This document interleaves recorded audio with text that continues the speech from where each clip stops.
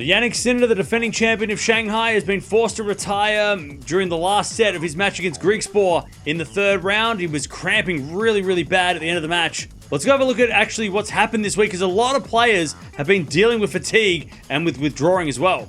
So here's the list of players that have either withdrawn from this tournament or have had to retire during the matches this week. So of course, the big names: Alcaraz, he obviously got injured last week, so this wasn't related to Shanghai. Draper also missing this tournament.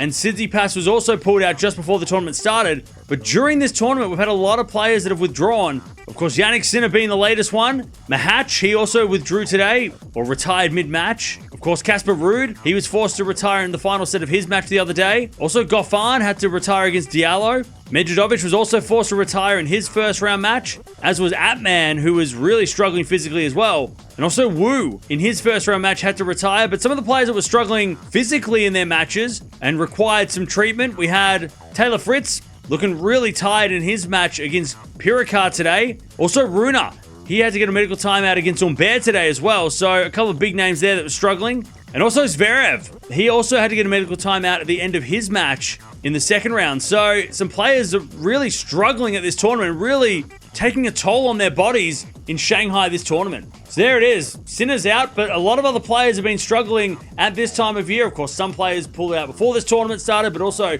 a lot of players are struggling during this tournament. Of course, they've changed the court speeds. It's a lot slower than it was last year, and it just feels like the humidity is really zapping players. But let me know in the comments below, what do you think Sinner's going to do next? Do you think he's going to play in the next couple of weeks? Of course, with cramp, you know, he'll recover over the next few days.